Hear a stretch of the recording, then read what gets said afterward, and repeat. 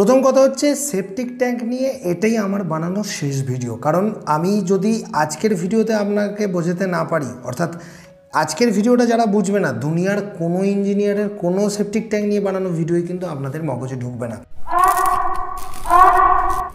আপনাদের জন্য স্পেশালি আমি অ্যানিমেশন সহকারে কিন্তু বোঝাবো। আমি লাইভ সাইট থেকে সরাসরি এই যে সেপটিক ট্যাঙ্কটা আপনারা দেখছেন, এই সেপটিক ট্যাঙ্কটা আমি দেখিয়েছিলাম, কিন্তু খুব ভালো করে মন দিয়ে আপনারা দেখেওছিলেন।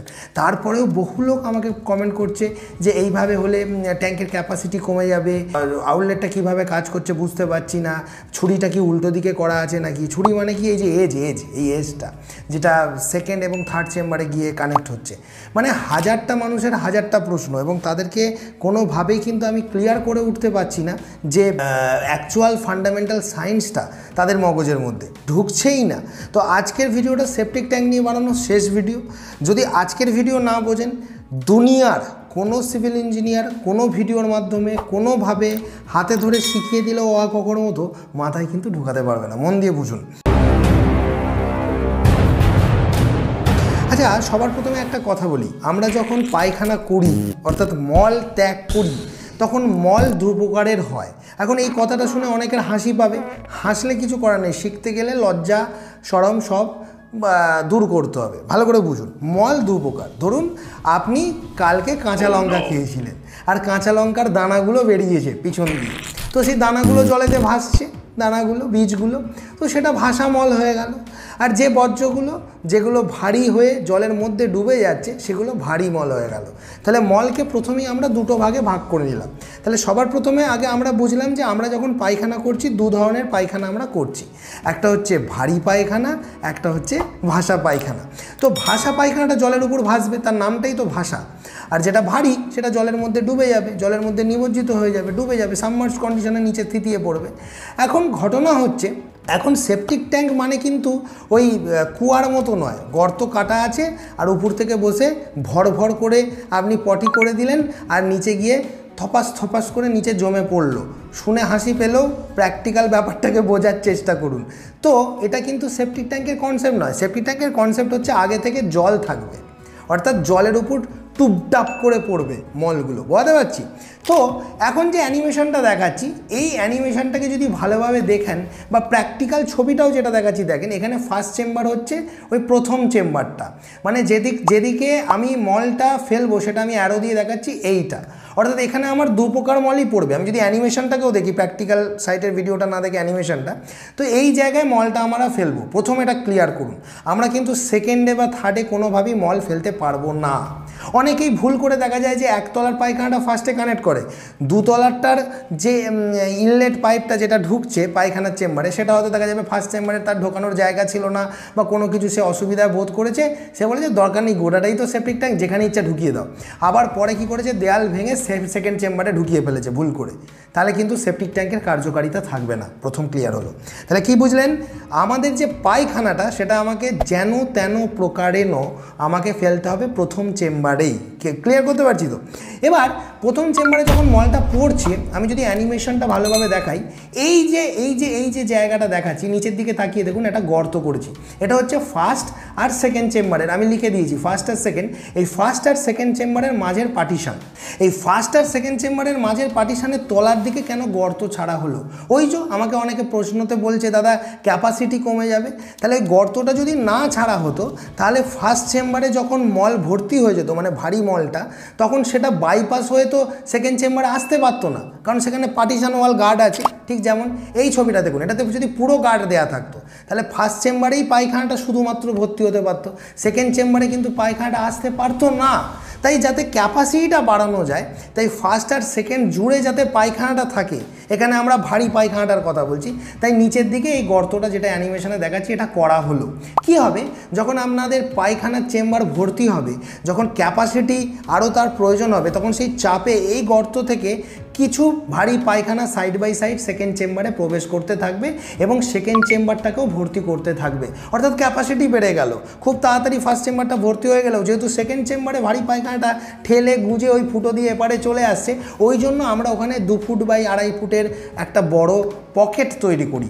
এই যে পকেটটা, যেটা আপনারা প্র্যাকটিক্যালেও দেখেছিলেন, অনেকে বুঝতে পারছেন না এবং এখানেও দেখলেন, তাহলে পরিষ্কার বোঝা গেল। তাহলে উপরে যখন পায়খানা এসে পড়ছে তখন ফার্স্ট চেম্বারে পড়ছে, ফার্স্ট চেম্বারে ভারী ভাসা দুটো পায়খানাই পড়লো, ভারী পায়খানাটা যখন আর মানে ফার্স্ট চেম্বারে জায়গা ধরলো না তখন বাইপাস হয়ে সেকেন্ডটাকেও ভর্তি করতে থাকলো। দুটো ক্ষেত্রে একটা জিনিস মাথায় রাখুন, চেম্বার কিন্তু শুকনো অবস্থায় আমরা চালু করিনি, আমরা চেম্বার চালু করেছি পুরো জল দিয়ে ভর্তি করার। আচ্ছা বন্ধুরা, আপনি কি এখনও এই ভিডিওটি দেখেননি? যদি এই ভিডিওটি এখনও না দেখে থাকেন তাহলে অতি সত্বর আই বাটনে ক্লিক করুন আর গিয়ে ভিডিওটা দেখে আসুন, আর যদি মনে হয় ভিডিওটা আপনি শেষেও দেখতে পারেন। এবার এই জায়গাটা ভালো করে দেখুন, অনেক মিস্ত্রি এটাকে বলে ছুরি, ছুরি বলে তো কিছু হয় না, এজ মানে এরকম একদিকটা ঢাল করা থাকে।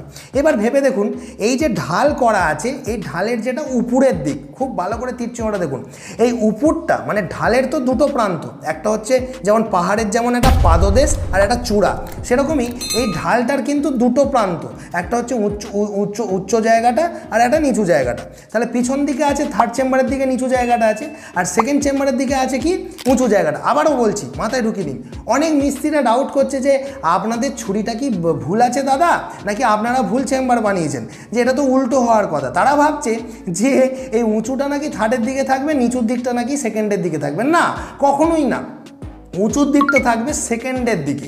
ব্যাপারটা বুঝুন, এই উচ্চ যেটা ওই ছুরি বলছেন আপনাদের ভাষায়, ওই ছুরির যেটা উঁচু প্রান্ত সেইটাই কিন্তু ফার্স্ট আর সেকেন্ড চেম্বারের মধ্যে থাকা ওয়াটারের লেভেল।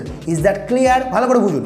আমি যদি একটু অ্যানিমেশন করে এই জায়গাটাকে জল করে দিই, আমি যদি কাঁচের মতো নীল কালার করে দিয়ে বোঝাতে চাই যে এটা জল, তাহলে বুঝতে হবে এই ছুরিটার যেটা উঁচু প্রান্ত সেই উঁচু প্রান্তটাই কিন্তু ফার্স্ট আর সেকেন্ড চেম্বারের জলের লেভেল। অর্থাৎ এই ছুরিটার উঁচু প্রান্তর থেকেও ফার্স্ট আর সেকেন্ডের পার্টিশনটা কিন্তু উঁচুতে চেকে থাকবে, জেগে থাকা বা চেগে থাকা যাই বলেন না কেন। তাহলেই তো জলের উপরে যদি পার্টিশনটা বেরিয়ে থাকে, ঠিক যেমন এই ছবিতে দেখাচ্ছি, তবেই তো ভাসা পায়খানাটা যেটা টপাস করে আপনার ফার্স্ট চেম্বারে পড়েছিল সেটা ওই পার্টিশনে আটকে যাবে, সেকেন্ডে যেতে পারবে না। তাহলে এখান থেকে আমরা কি শিখলাম?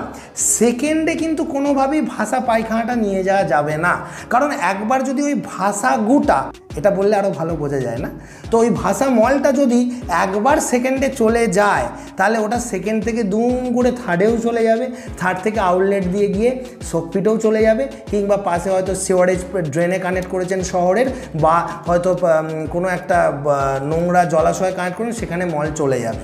বোঝাতে পারছি তো? বিষয়টা জলের মতো পরিষ্কার। অর্থাৎ এই যে ছুরি বলছেন এজ, এই তীক্ষ্ণ এজের উঁচু প্রান্তটার থেকেও ফার্স্ট আর সেকেন্ডের পার্টিশনটা কিন্তু আরও উঁচুতে থাকবে তবেই। আর আমরা সবসময় দেখতে পাচ্ছি ছবিতে এই যে তীক্ষ্ণ এজ মানে এই যে ছুরির উপরের প্রান্তটাই হচ্ছে ফার্স্ট আর সেকেন্ডের জলের লেভেল। অর্থাৎ ওই জলের মধ্যে নিচে ডুবে রয়েছে ভারী পায়খানাগুলো, সেটা ফার্স্টেও ভর্তি হয়েছে, সেকেন্ডেও এসেছে, কিন্তু ফার্স্ট আর সেকেন্ডের মাঝে পার্টিশন থাকার কারণে ভাসা পায়খানাটা আর সেকেন্ডে আসতে পারেনি। এবার ভেবে দেখুন ওইটা ছুরি কেন করা হলো? যখন আপনি পায়খানা করতে যাবেন তখন আপনি ফ্ল্যাশিং মানে আপনি কোমোডে পায়খানা বসলেন, ইংলিশ প্যান ফ্ল্যাশ করলেন, 2-3 বালতির মতো জল ঢুকে গেল, সেই জলটা যখন আপনার এখানে ঢুকলো সেটা ভলিউমটা অতিরিক্ত হলো, আয়তনে বাড়লো, সেই জলটাই কি হবে, ওই যে জলের লেভেলটা তো সমান ছিল, এবার ওটা উপচে গিয়ে থার্ডে পড়বে। কি উপচে গিয়ে পড়বে? যখন উপচে গিয়ে থার্ডে পড়বে, যদি কোনো কারণে মানে যদি এরকম ব্যতিক্রম কেসে ধরেও নিই যে একটা পায়খানা ধরুন বেগুন ভাজা আপনার হজমই হয়নি, সেদিন ভর করে পাতলা লুজ মোশনের পায়খানা আপনি দিয়েছিলেন, ঠিক আছে, তো সেই পায়খানায় যখন আপনি প্যানের দিকে তাকিয়ে দেখলেন যে আপনার বেগুনটা পুরো বেরিয়ে গেছে, ভালো করে বুঝুন, আপনার বেগুন তো নয়, যে বেগুনটা আপনি খেয়েছিলেন সেটা, তো সেই বেগুনটা আপনার পড়ে গেছে কোথায়? প্রথমে ডুবে গিয়েছিল কোনো কারণে ভারী হয়ে, আমি যদি ধরে নিই ব্যতিক্রম কেস, এরকম হয় না, সেটা আবার ধরুন সেকেন্ড চেম্বারে আবার ভেসে উঠেছে তো তাহলে সেকেন্ড চেম্বারে সেই বেগুন ভাজাটা যখন থার্ডে যেতে যাবে, ওই যে ছুরির ধারে গিয়ে বেগুন ভাজাটা কিন্তু টপকাতে পারবে না, কারণ কি ওখানে অল্প জল চুঁয়ে টিং করে গিয়ে গড়িয়ে আপনার পড়বে কোথায়? থার্ডে। তাহলে বেগুন ভাজাটা সেকেন্ডে আটকে গেল, এটাকে বলে ডবল সেফটি, ওই জন্য ছুরি করা আছে।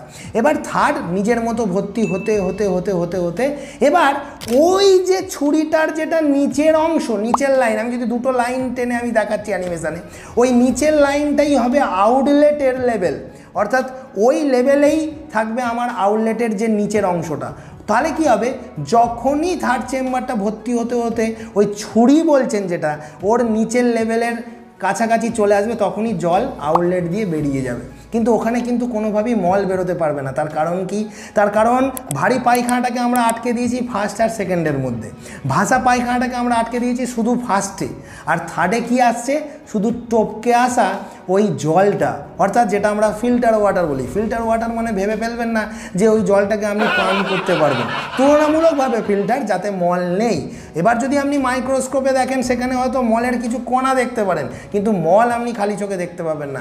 সেটাই থার্ড চেম্বারে জমা হয় এবং সেটাই ওই যে ছুরিটার যেটা নিচের বাহু, সেই নিচের লেভেল, সেই লেভেলে আছে আউটলেট, অর্থাৎ যখনই জল ওই নিচের লেভেলের উপরে উঠতে যাবে না কেন, আউটলেট দিয়ে বাইরে চলে যাবে। তাহলে আউটলেট দিয়ে কি কোনোদিনও পায়খানা বাইরে যাবে? এই নিয়মে যারা সেপটিক ট্যাঙ্ক বানিয়েছে তাদের জিন্দেগিতে কোনোদিন কোনো অসুবিধা হয়নি। আচ্ছা বন্ধুরা, আপনি কি এখনও এই ভিডিওটি দেখেননি? যদি এই ভিডিওটি এখনও না দেখে থাকেন তাহলে অতি সত্বর আই বাটনে ক্লিক করুন আর গিয়ে ভিডিওটা দেখে আসুন। আর যদি মনে হয় ভিডিওটা আপনি শেষেও দেখতে পারেন। এইটাই হচ্ছে কনসেপ্ট। আমি থিওরির অ্যানিমেশন এবং প্র্যাকটিক্যালের সাইটের ছবিও দেখালাম। অনেকেই কমেন্ট করছে এটা ভুল সেটা ভুল।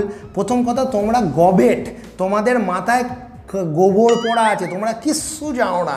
আর সেই না জানাটাকে ক্লিয়ার করে দিলাম আমি ইঞ্জিনিয়ার কিংশুক কুমার। একমাত্র বাংলায় এই ভিডিওগুলো সহজ করে বোঝাতে পারি বলে আপনারাই আমাকে দাবি করেছেন। তাই আজকে আমি সেপটিক ট্যাঙ্কের শেষ ভিডিও বানিয়ে দিলাম। কেন বলছি? কারণ এই ভিডিওটা যদি কারো মাথায় না ঢোকে, জিন্দেগিতে কোনো দিন কোনো মিস্ত্রি, কোনো মালিক সেপটিক ট্যাঙ্ক বুঝতে পারবে না। আর এইখানেই ভিডিও শেষ করলাম। তবে হ্যাঁ, আমার কাছে বাড়ি নির্মাণের বিষয়ে যোগাযোগ করতে চাইলে অ্যাপয়েন্টমেন্ট বুক করে কথা বলতে হয়। অনেকেই জানে না, যারা গরিব সাধারণ মানুষ, যাদের কাছে টাকা পয়সায় সমস্যা রয়েছে, 1000, 2000, 3000 টাকা দিয়ে ইঞ্জিনিয়ারকে সাইটে ভিজিট করাতে পারছেন না, তারা মাত্র 100 টাকার বিনিময়ে ইম্পর্টেন্ট প্রশ্ন থাকলে 10 মিনিট ফোন কলে আমার থেকে সরাসরি জেনে নিতে পারেন, ইঞ্জিনিয়ার বাবু এই সমস্যার সমাধান কি আছে। একটা কথা মনে রাখবেন, বাড়ি বারবার হয় না। তাই বাড়ি বানানোর আগে এই সমস্ত জিনিসগুলোকে মেনে না চললে আপনি কিন্তু বিপদে পড়তে পারেন। আমি ইঞ্জিনিয়ার কিংশুক কুমার, আমি আপনাদেরকে বাড়ি নির্মাণের বিষয়ে সঠিক পরামর্শ দেবো। তাই দেরি না করে আমার চ্যানেলটিকে সাবস্ক্রাইব করে রাখুন। দেখা হবে পরবর্তী কোনো ভিডিওতে। তবে আপনাদের স্ক্রিনের সামনে এই যে দুটো ভিডিও চলে এলো, গিয়ে দেখুন। আর মাঝের এই সাবস্ক্রাইবার বাটনটি ক্লিক করলে আমি ভিডিও ছাড়ার সাথে সাথেই পাবেন। যার কারণে বাড়ি নির্মাণের বিষয়ে পশ্চিমবাংলা কেন, গোটা পৃথিবীর কেউ কোনোদিন আপনাকে ঠকাতে পারবে না।